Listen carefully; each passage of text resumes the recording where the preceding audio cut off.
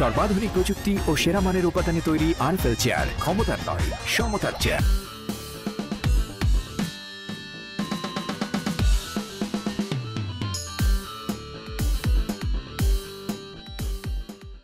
আমন্ত্রণ জানাচ্ছি স্পোর্টস 24 এর বিশেষ আয়োজনে। আমাদের সাথে আছে একজন বিশেষ অতিথি, ক্রিকেটার সাব্বির রহমান। সাব্বির ভাই কেমন আছেন? জি ভালো, আসসালামু আলাইকুম। ভালো আছেন? ওয়ালাইকুম আসসালাম, খুবই ভালো আছি এবং আপনাকে দেখে তো আরো বেশি ভালো লাগছে। 304 ফুড গ্রেড স্টেইনলেস স্টিলে তৈরি, যা নিশ্চিত করে জংবিহীন সিঙ্কের আজীবন নিশ্চয়তা। আরএফএল কিচেন সিঙ্ক, স্বাস্থ্যকর কিচেনের চিরস্থায়ী সমাধান। আপনাকে নিয়ে আসলে ক্রিকেট নিয়ে অনেক কথা হয়। আমরা একটু ক্রিকেটের বাইরে আপনার সম্পর্কে জানতে যাচ্ছি, বিশেষ করে আপনার এই ক্রিকেটে আসা, আপনার ছোটবেলার কথা, কিভাবে আসলে আপনি ক্রিকেটার হলেন বা ক্রিকেটার হওয়ার ইচ্ছা রাখলেন? না আসলে আমি ছোট থেকে তো কখনো, যখন আমার বয়স যখন 10 বছর বা 7 বছর বা 12 বছর, তখন তো আসলে ক্রিকেটের এই সেন্সটা আসে না যে ক্রিকেটার হব, বড় ক্রিকেটার হব। তখন পাড়া গলিতে খেলতাম আর কি, বড় বড় খেলতে হতো, বা তখন ওদের সাথে ফিল্ডিং করতাম বা একটু বলিং সুযোগ পেলে বোলিং করতাম, বাট চেষ্টা করতাম যে মাঠে থাকার জন্য, এবং সবসময় মাঠেই থাকতাম। কখনো ফুটবল খেলতাম, কখনো ক্রিকেট খেলতাম, কখনো দৌড়াদৌড়ি করতাম, কখনো আমাদের রাজশাহী প্রিমিয়ার লিগ হয়তো একটা টিম থাকতো অভিযাত্রী, ওদের টিমের খেলা যখন হতো তখন আমি ওদের সাথে বল মারতাম, যেটা আমরা করি। তো এইভাবে উঠে আসা। আর ওইখানে কিছু একটা কোচ ছিল রশিদ ভাই, আমি একদিন ফিল্ডিং করছিলাম, একটা ভালো ক্যাচ দিয়েছিলাম, ওইখান থেকে আমাকে পিক করে দেন আমাদের একটা দনিবাতা নামে একটা মাঠ ছিল ওইখানে, এখন যেটা গ্রামীণ ফোন নামে পরিচিত, ওইখানে প্র্যাকটিস করতাম। তো ওইখান থেকে আস্তে আস্তে বেড়ে ওঠা আর কি রাজশাহীর। মানে ক্যাচ ধরেই কোচের নজরে আসা। আপনার মানে স্কুলের কথা মনে আছে, যখন একদম ছোট ছিলেন, প্রথম যখন স্কুলে যান, সেই দিনের কথা মনে আছে কিনা? হ্যাঁ অবশ্যই, এখনো মিস করি। আসলে হয় না যে ছোটবেলায় যখন স্কুল করতে মন চাইতো না, বড়বেলা বলতো যে একদিন মিস করবে। আসলেই মিস করি স্কুলগুলো। আমার স্কুল ছিল বিবি হিন্দু একাডেমি, আমি হিন্দু স্কুলে পড়াশোনা করছি, আমার বড় ভাইও করছে ওখানে। তো বাট ওখানে ইসলামের অনেক বড় বা ভালো একটা শিক্ষা দিত আমাদের সবাই, এবং সব কিছু শিক্ষা এটা হতো। এবং স্কুলের খুবই ফানি বিষয় যে আমি প্রতিদিন টিফিন পর পালাইতাম আর কি প্র্যাকটিস করার জন্য। সো হেডমাস্টার ছিল, ওনার সিগনেচার এত সোজা ছিল, তবে এটা খুবই ইনলিগাল, বাট আমি সিগনেচারকে কপি করতাম প্রতিদিন, মানে ক্রিকেট সাথে আর কি প্র্যাকটিস করার জন্য। তো সিগনেচার করে ক্যাপ্টেনকে দিতাম, ক্যাপ্টেন বলতে তুলে চলে যায়। তো এইভাবে আর কি লাইফটা গড়ে ওঠা আর কি। কখনো ধরা পড়েননি? কখনো ধরা পড়েনি, মানে আমার সাথে ক্যাপ্টেনের খুব ভালো রিলেশন ছিল, মাঝে মাঝে বকশিস দিতাম, 2-1 টাকা বকশিস দিতাম। সো ওইখানকার 2-1 টাকা অনেক বড় বিষয় অনেক সময়, তো এরকম বকশিস দিতে ওরা খুব খুশি হতো। এই যে স্কুলের কথা, আমরা জানি যে স্কুলটা খুব গোল্ডেন একটা পিরিয়ড। সেই সময় যে বন্ধু বান্ধব যারা আছে তাদের সঙ্গে একটা লম্বা সময় পর্যন্ত একটা মেমোরিজ থাকে, প্রায় 8-9-10 বছরের। তো তাদের সাথে এখনো সেই যোগাযোগটা আপনার আছে কিনা, বা কথা হয়, দেখা হয় কিনা? এখনো দেখা হয়, কথা হয়। আমাদের আমাদের স্কুল যদি হিন্দু ছিল, ম্যাক্সিমাম হিন্দু আমার ফ্রেন্ড। এবং সবচেয়ে বড় বিষয় যে যখন ওদের পূজা হইতো, অঞ্জলি হতো, আমি অঞ্জলি দিয়ে দিতাম, বা লাড়ু মুড়ি একটা বিষয় ছিল না, ওদের বাসায় যেতাম বা লাড়ু মুড়ো বাসা পাঠাতো। বাট এখনো ওদের সাথে কথা হয়। যখন রাজশাহী যাই, আমার ফ্রেন্ড সার্কেল যারা আছেন 10-12 জন যারা আছেন, আমরা ক্লাস 1 to 10 পর্যন্ত স্কুলে পড়েছি। ইভেন এখন পর্যন্ত কথা হয় এবং আমরা খুব ভালো একটা আড্ডার সময় কাটাই। এবং এখন তারা ব্যস্ত, কেউ বরিশাল আছে, কেউ খুলনা আছে, কেউ রাজশাহী আছে, কেউ বেকার, বা কেউ চাকরির জন্য ফাইন্ড আউট করছে এখন পর্যন্ত। তো আলহামদুলিল্লাহ আমি এখন যে অবস্থায় আছি তারা অনেক গর্বিত করে। বাট আমার কাছে মনে হয় যে আমরা যখন একসাথে, তখন আমরা সবকিছু ভুলে যাই, সব একসাথে আড্ডা দিই, ছোটবেলার কথা। এই প্রসঙ্গে আসতে চাচ্ছিলাম, যেহেতু আপনার ফ্রেন্ড সার্কেলের মধ্যে সাব্বির রহমান একজন স্টার, বাংলাদেশে একজন আইকন বলা যেতে পারে, এত ফ্যান ফলোয়ার সাব্বির রহমানের। তো যখন আপনারা একসাথে এখনো আড্ডা দেন, স্কুলের বন্ধু বান্ধব, এই যে আপনার যে স্টারডমটা, এটা তার আপনার ফ্রেন্ডরা কিভাবে দেখে? না, এটা খুব পজিটিভ এবং খুব গর্বিত ফিল করে। আর আমারও খুব ভালো লাগে যে এখনকার যে বয়সটা আমরা পার করছি, কেউ চাকরির জন্য ফাইন্ড করতেছে, কেউ একটা বেকারত্ব লাইফ লিড করছে।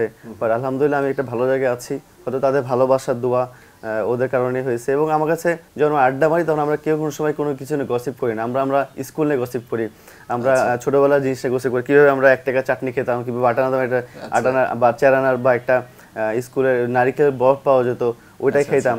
তো আমরা ওইটা নিয়ে গসিপ করি, এবং আমরা সব ঈদের সময় সবাই একসাথে হই, এবং আমার বাসায় সবাইকে দাওয়াত করি, সবাই একসাথে আড্ডা মারি। খুব ভালো লাগে, তখন খুব ভালো লাগে, আমাদের আগেকার স্মৃতিগুলো মনে পড়ে আর কি। মানে একটা জিনিস আমরা হয়তোবা দেখি যে একজন সাধারণ মানুষ যখন স্কুল লাইফ, কলেজ লাইফ পার হয়ে আসে, হয়তোবা চাকরি করছে, ব্যবসা করছে, তারপরও দেখা যায় যে কখনো কখনো সে ছোটবেলায় ফিরে যায়, রাস্তার পাশে একটা হয়তোবা ফুচকার দোকান বা একটা আইসক্রিম কিনে খাচ্ছে। তারকা যারা হয়, ক্রিকেটার যারা হয়, তাদের কি সেই সুযোগটা কম যে আমার একটু ইচ্ছা হলো আমি রাস্তার পাশে ফুচকার দোকানে দাঁড়িয়ে একটা ফুচকা খেতে পারছি না, এরকমটা হয় কিনা?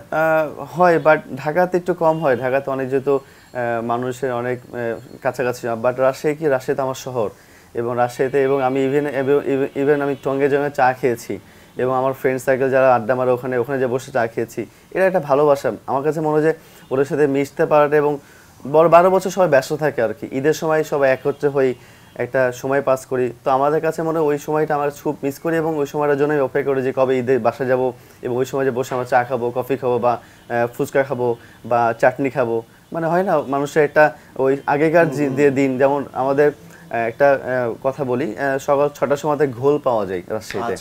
তো ওই ঘোলটার জন্য আমি রাজশাহীতে যখনই আমি রাজশাহীতে বাসে করে যাই, 5:30টার সময় নামি, 5টার সময় নামি, আধা ঘন্টা ওয়েট করে ঘোলটাকে তারপর বাসায় যাই। তো ওখানে কিছু ফ্রেন্ড ওয়েট করে বসে থাকে যে আমি যাচ্ছি, বা ওরা ওখানে বসে থাকে, এই ফিল আসলে খুব ভালো লাগে আর কি। আমরা বিপিএল এর সময় দেখেছিলাম যখন আপনি কোথাও যাচ্ছেন, সেখানে স্কুল বা কলেজে আপনি গিয়েছিলেন, সেখানে এত মানুষ, এত ছাত্রছাত্রী বা ওখানকার মানুষ আপনাকে ঘিরে ধরেছে, সেলফি তোলার বায়না, আপনাকে এক নজর দেখার জন্য। যখন নিজ শহরে যান রাজশাহীতে, তখন এই ধরনের পরিস্থিতিতে পড়তে হয় কিনা? না, অবশ্যই পরিস্থিতি পড়তে হয়, এবং আমি সবসময় এদেরকে সাপোর্ট করি। কারণ দেখেন, আমি আফ্রিদির বড় ফ্যান, ধোনির বড় ফ্যান। আমি হলো তাই কাজ করতাম যে ওরা আসতেন, এটা ছবি তুলবো, তো আমি কেন না করবো না কেন? আমি কখনো বাধা দিই না কাউকে, এবং ওরা স্কুল পোলাবান বা ছোট ছোট বাচ্চারা যারাই আসে আমার সাথে সেলফি, আমি বলছি ইয়েস আসেন, সমস্যা নেই। বাট এটা অনেক ফিল ভেরি গুড যে তারা এখন ভালোবাসে, আর এই অ্যাচিভটা আমি তাদের মাধ্যমেই করেছি আর কি, যে ভালোবাসার মাধ্যমে এতটুকু এসেছি। তাহলে আমি খুব অ্যাপ্রিশিয়েট করি সব কিছু মিলে। কোনো বিড়ম্বনায় পড়তে হয় না? বিড়ম্বনায় পড়তে হয়, বাট আসলে টেকনিক্যালি বা একটু ম্যানেজ করতে হয় সব কিছু। ওদেরকে বলি যে 5টা মিনিট ওয়েট করো, বা কোনোভাবে বলি যে না একটু 2টা মিনিট ওয়েট করো, আমি একটু ব্যস্ত আছি, ওরা ওয়েট করে, আমি আমার মতো আবার যে ওদেরকে ছবি তুলে ফেলি। যে রাজশাহীতে আমরা জানি যে অনেক ক্রিকেটার উঠে আসছে রাজশাহী থেকে, এবং এখনো হয়তো বা অনেক বয়সভিত্তিক ক্রিকেটার আছে, ছোট ছোট অনেক ক্ষুদে ক্রিকেটার আছে। মাঝে মাঝে কি এদেরকে একটু সময় দেওয়া হয়, যে একটু তাদেরকে একটু মেন্টর করা, বা একটু পরামর্শ দেওয়া, একটু টেকনিক দেখানো হয় কিনা কখনো এরকম? হয়, আমি যে ক্যাম্পে বড় হয়েছি, আমি নর্থ বেঙ্গলতে প্র্যাকটিস করেছি, আলরশিতে প্র্যাকটিস করেছি। সুযোগ থাকলে ওদের ক্যাম্পে যাই, যারা ছোটো ছোটো পিচ্ছে ওদেরকে নিয়ে প্র্যাকটিস করি, একটু ক্যাচিং করি, বা একটু গেম খেলি, বা আমি ব্যাটিং করলে ওরা বোলিং করে, ওরা খুশি হয়, বা ওরা ব্যাটিং করলে আমি ওই সময় হাত ঘুরে বোলিং করি। এটা আমি সবসময় করি, এবং এটা আমি করতে খুব ভালোবাসি। কারণ দেখেন, আমি যখন ছোট ছিলাম তখন আমি একটা বড় ভাইকে ফলো করতাম, বা ওরা এখনো ফলো করছে হয়তো আমাকে, বা অন্য অন্য যারা প্লেয়ার আছে তারা ফলো করছে। এটা সব প্লেয়ারকে উচিত তাদের সাথে একটা সময় কাটানোর জন্য। ছোটবেলার বা স্কুলের কলেজ যেটাই হোক, সবচেয়ে কোন জিনিসটা মিস করেন? মনে হয় যে যদি আরেকবার ওইটা ফেস করতে পারতাম বা ফিল করতে পারতাম, কোনটা? আমার স্কুলের প্রথম 10 মিনিট খুব ইম্পর্টেন্ট ছিল। আমাদের অ্যান্থাম হইতো, সোনার বাংলা যে গানটা, সেটা হতো, এবং এটা খুব মিস করি আমি। এবং খুব সুন্দর সিরিয়াল ভাবে হতো। আমি পিটি করাইতাম, পিটি আমার রোল ছিল পিটি করা, পিটি করাইতাম। তো এইটা খুব মিস করি আমি যদি কখনো সুযোগ পাই আমি আবার স্কুলে পিটি করাতে চাই।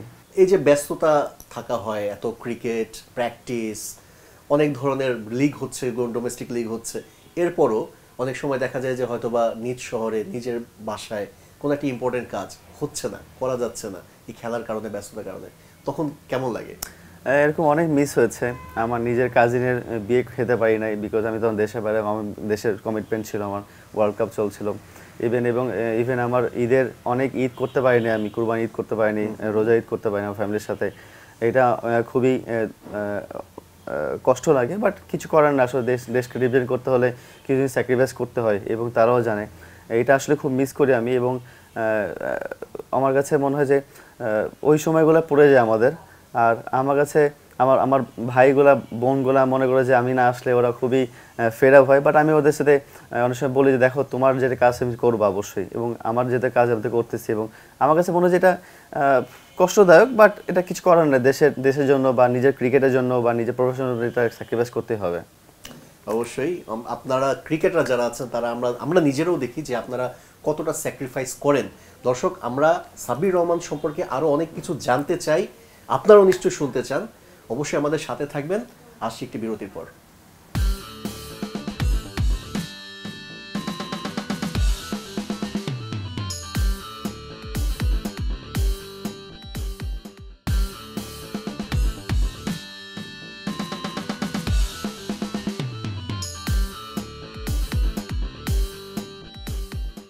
আপনারা দেখছিলেন স্পোর্টস 24 এর বিশেষ আয়োজন। আমাদের সাথে আছেন একজন বিশেষ অতিথি সাব্বির রহমান।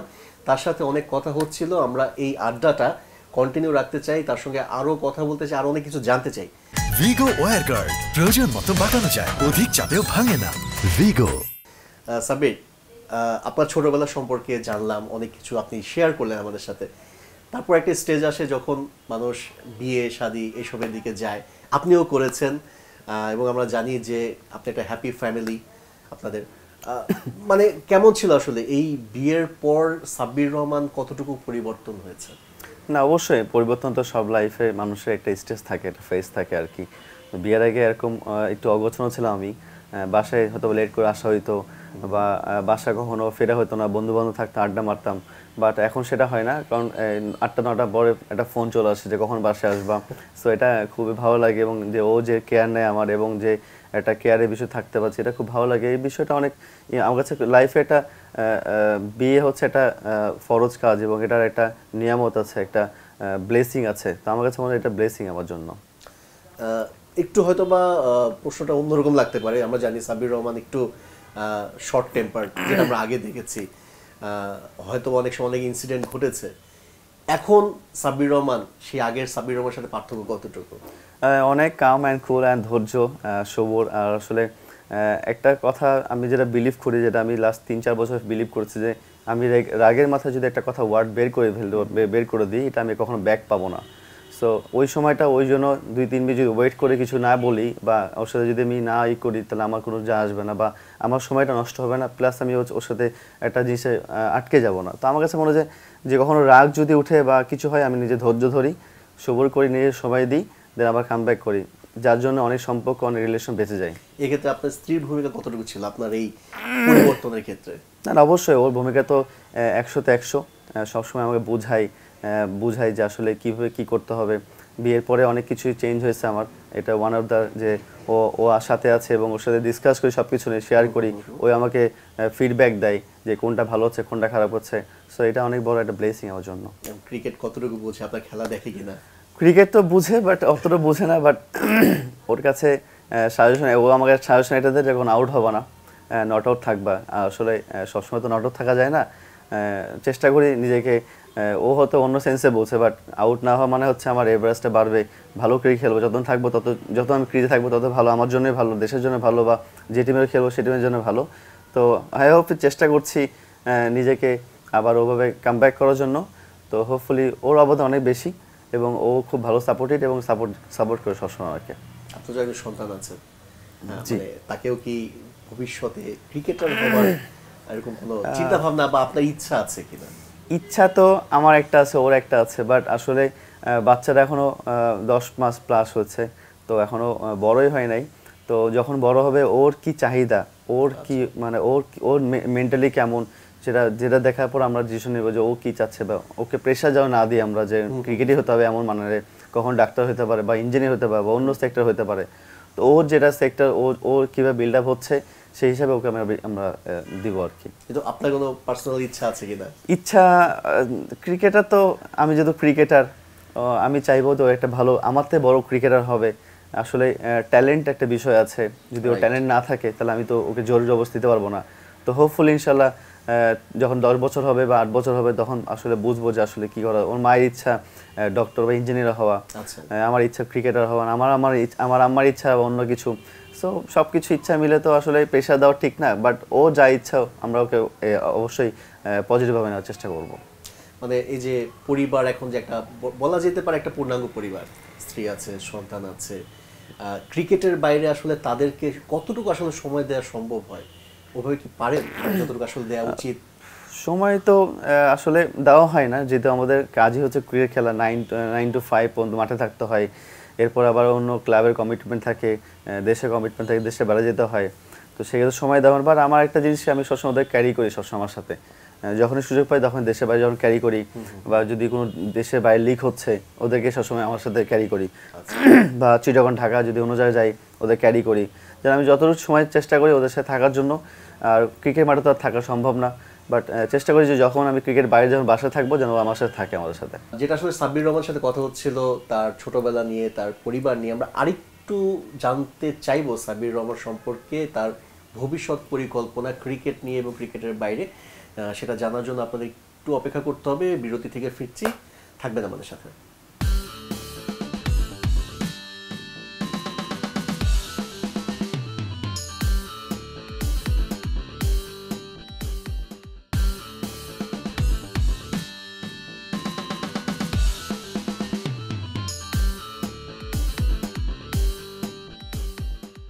দর্শক, ফিরছি বিরতি থেকে। আমন্ত্রণ জানাচ্ছি স্পোর্টস 24-এর বিশেষ আয়োজনে। আমাদের সাথে আছেন সাব্বির রহমান। সাব্বির ভাই, যদি একটু বলতেন যে এখন আপনি ডোমেস্টিক ক্রিকেট খেলছেন, হয়তো বা আরও আপনি 5 থেকে 6 বছর বা 7 বছর ক্রিকেটের সাথে থাকবেন অ্যাজ আ প্লেয়ার, ফিউচার আপনার পরিকল্পনা কি? ইন ফিউচার আমি যেটা বললেন 5-7 বছর তো খেলবো ইনশাল্লাহ। ইন বিটুইন আমি ইংল্যান্ড ক্রিকেটের সাথে যুক্ত হচ্ছি, যেহেতু ইউকেতে আমাদের একটা কাউন্টি ক্রিকেট লিগ হয়, ওখানে খেলার চেষ্টা করছি। লাস্ট 2 বছর খেলেছি, এবারও যাবো ইনশাল্লাহ খেলার জন্য। তো আমার লেভেল 2 কোচ কিন্তু কমপ্লিট আমার। আমি as a level 2 coach, as a coach যদি বলেন আমি লেভেল 2 কোচ, আমার সার্টিফিকেট আছে। তো আমার লেভেল 3, লেভেল 4, লেভেল 5 করার ইচ্ছা আছে ইংল্যান্ডের থ্রুতে। তো এটা আমার একটা প্ল্যান যে আমি লেভেল 5 পর্যন্ত করতে পারবো, এবং আমি আশা করছি যে এন্ড অফ দ্য ক্রিকেট আমার ক্যারিয়ার শেষ হওয়ার পরে হয়তো বা কোনো কোচিং লেভেলে যাব, হয় বাংলাদেশ নয় বাংলাদেশের বাইরে। এটা আমার হচ্ছে ভবিষ্যৎ প্ল্যান। তো বাকিটা আল্লাহর ইচ্ছা আর কি। আপনি যেটা বললেন যে কোচিং কোর্স করছেন, লেভেল 2 পর্যন্ত অলরেডি কমপ্লিট। আপনি এটাও বলছেন যে 5-7 বছর ক্রিকেটের সাথে আরও আছেন, যুক্ত আছেন। ন্যাশনাল টিমকে নিয়ে একেবারে কি আপনি আশা ছেড়ে দিয়েছেন, নাকি একটা লাস্ট ফাইট ব্যাক করা, আবারও সেই লাল সবুজ জার্সি গায়ে দেওয়ার একটা তাড়না কাজ করে? না, অবশ্যই যখনই সুযোগ পাবো, যেহেতু 5-7 বছর খেলতেছি ক্রিকেট, সেটার কারণ হচ্ছে আমি ন্যাশনাল টিমে ঢোকার জন্যই। ক্যারিয়ার শেষ মানে না যে আমি 7 বছর 5 বছর নর্মাল খেলা খেলে চলে যাবো, এমন না। বাট আমি কম্পিটিশন ক্রিকেটটা অবশ্যই খেলবো, বিকজ অফ দ্য ন্যাশনাল টিমে ঢোকার জন্য। আমি 5-7 বছর যদি ন্যাশনাল টিমে ঢুকতে না পারি সেটা ভবিষ্যৎ আমি বলেছি, বাট আমি সবসময় আশা করি এবং সবসময় বিলিভ করি যে আমি এখন ন্যাশনাল টিমে দেওয়ার অনেক কিছু আছে। হোপফুলি ইনশাল্লাহ আরও কয়েকটা সিজন ভালো খেলে ন্যাশনাল টিমে কল করবে। বাট লাস্ট প্রিমিয়ার লিগ ভালো খেলেছি, ঢাকা প্রিমিয়ার লিগ একটু ভালো হচ্ছে না, বাট চেষ্টা করছি ভালো খেলার জন্য। তো হোপফুলি ভালো সিজনটা যাবে, এবং আশা করছি লাল সবুজ জার্সিটা খুব শীঘ্রই পড়ার চেষ্টা করবো ইনশাআল্লাহ। অনেকেই আমরা দেখছি যে ইংল্যান্ডে বিভিন্ন কাউন্টি ক্রিকেট খেলছে, বাংলাদেশে অনেক ক্রিকেটারই আছে। আসলে ওই জায়গার যে ক্রিকেট প্র্যাকটিস ফ্যাসিলিটিস, ম্যাচ খেলা যে উইকেটগুলোতে হয়, এগুলোর সাথে বাংলাদেশের পার্থক্য কতটুকু? আমরা যতদূর জানি বাংলাদেশে ম্যাচ আর প্র্যাকটিস উইকেটের পার্থক্য অনেক বেশি থাকে, সেখানেও কি এরকম কিছু থাকে? না, দেখেন আমাদের ওই ইউকে যে ক্রিকেটটা হচ্ছে অফ সিজনে, বাংলাদেশের অফ সিজনে ওইখানে খেলা হয়, ওইখানকার অফ সিজনে এখানে খেলা হয়। তো ইন বিটুইন 6 মাস আমার কোনো কাজ থাকে না। আমি যদি ক্যাম্পে না থাকি বা কোনো একটা বড় ক্যাম্পে, আমার কারণ এটা বর্ষাকাল, তখন আমার 6 মাসে কোনো কাজ নাই। সেই ক্ষেত্রে আমি ইউকেতে ক্রিকেট খেলি, ওখানে ফ্যাসিলিটি ইউজ করার জন্য কি ফ্যাসিলিটি পাই, মেশিন পাই, বড় মাঠ পাই, ওখানে ম্যাচ খেলার ফ্যাসিলিটি পাচ্ছি, প্লাস কিছু টাকা আর্ন করতে পাচ্ছি, এনভায়রনমেন্টটা সুন্দর, ওদের ফ্যাসিলিটি অনেক ভালো, সবকিছুতে অনেক ইজিলি সবকিছু আমি করতে পারছি, যেখানে আমি এটা ইজিলি করতে পারছি না। তো সেই ক্ষেত্রে আমি ইউকেতে সেটেল হওয়ার চেষ্টা করছি যে 6 মাস আমি ক্রিকেট খেলবো ওখানে, আবার 6 মাস এখানে খেলবো। আমার ক্রিকেট খেলাটা হচ্ছে, প্র্যাকটিসটা হচ্ছে, এবং আমি জানি কি প্র্যাকটিস করলে কি হচ্ছে, কি হবে, বা কোন মেশিনে কোন সময় কি প্র্যাকটিস করতে হবে, সেই ফ্যাসিলিটি আমি ওখানে পাচ্ছি। সেই কারণে আমি 6 মাস এখানে খেলছি, 6 মাস ওখানে খেলছি, অ্যাজ এ প্র্যাকটিসও করতে পারছি, ম্যাচও খেলতে পারছি। সাব্বির রহমান, আমরা একটা জিনিস দেখি যে যখন জাতীয় দলে ক্রিকেটাররা খেলে তাদের একটা অনেক বড় একটা ফ্যান বেস হয়, অনেক ফেসবুকে দেখি তাদের অনেক ফ্যান পেজ, অনেক সমর্থক, তাদের ভক্ত। কিন্তু জাতীয় দলের বাইরে থাকার পরও এত বছর ধরে আপনার যে পরিমাণ ফ্যান ফলোয়ার, এখনও অনেক দর্শক আছে যারা চায়, মনে প্রাণে চায় যে সাব্বির রহমান, যে বাংলার ম্যাক্সওয়েল নামে পরিচিত, সে আবারও জাতীয় দলে ফিরবে, খেলবে, বাংলাদেশকে সেই খেলাগুলো, সেই এক্সাইটমেন্টগুলো উপহার দিবে। আসলে এই যে তাদের চাওয়া, তাদের এই চাওয়াটাকে আপনি কিভাবে আসলে দেখছেন এবং কি করতে চান আসলে সব ভক্ত সমর্থকদের জন্য? না, 100% চাওয়া তো অবশ্যই, চাওয়া তো 100%ই যৌক্তিক, এবং আমি যখনই খেলি তখনই চেষ্টা করি ভালো খেলার জন্য। আসলে ক্রিকেট প্লেয়ারের ক্যারিয়ারটা হচ্ছে এমন যে আপনি অনেক সময় চাইবেন হবে না, আবার অনেক সময় চাইবেন না হবে। তো আমি চেষ্টা করি প্র্যাকটিস করে ভালো কামব্যাক করার জন্য। আসলে কেউ তো চায় না খারাপ খেলার জন্য, আপনিও চাইবেন, আমিও চাইবো না, বা একটা টেনিস বলের বাচ্চাও সেও চাইবে না, সবাই জিততে চাইবে। তো আমিও ভালো খেলতে চাই, আনফরচুনেটলি অনেক সময় হয় না বা অনেক সময় হয়ে যায়, বাট আমি সবসময় বিলিভ করি যে এই ফ্যান পেজটা আমার একটা শক্তি, ভালোবাসা, এটা আল্লাহর নিয়ামত। এটা এখান থেকে আমাকে যে ভালোবাসা দিয়েছে, দেখেন আপনি ভালোবাসা কিনতে পারবেন না, আপনি একটা মানুষকে বলতে পারবেন যে ভাই আপনি আমাকে ভালোবাসো, টাকা দিলেও পারবেন না, কারণ তার মনের থেকে আসতে হবে। তো এরা যে ভালোবাসে এরা অবশ্যই মন থেকে, এবং এটা আমার কাছে গড গিফট আলহামদুলিল্লাহ। এবং ওদের বেস করে এখন পর্যন্ত ক্রিকেট খেলছি এবং ওদের শক্তি অনুযায়ী আমি এখনো নিঃসংশয় চেষ্টা করছি নিজেকে ভালো 100% দেওয়ার জন্য। অবশ্যই আমরা জানি যে এইসব দর্শক সমর্থক ভক্ত যারা আছে এরাই হচ্ছে ক্রিকেটারদের মূল শক্তি, যাদের জন্যই তারা আসলে মাঠে আসে এবং সমর্থন যোগায়। এবং আমরা চাইবো যে সাব্বির রহমান যেভাবে বাংলাদেশের মানুষকে অনেক সুন্দর সুন্দর মুহূর্ত উপহার দিয়েছে, বাংলাদেশকে জিতিয়েছে, আরও একবার সেই লাল সবুজ জার্সি গায়ে মাঠে নামুক এবং বাংলাদেশকে ম্যাচ জেতাক, বাংলাদেশের সমর্থকদের অনেক বেশি আনন্দ দেখ। দর্শক, এতক্ষণ সঙ্গে থাকার জন্য ধন্যবাদ সবাইকে। শেষ করছি স্পোর্টস 24-এর বিশেষ আয়োজন। ধন্যবাদ।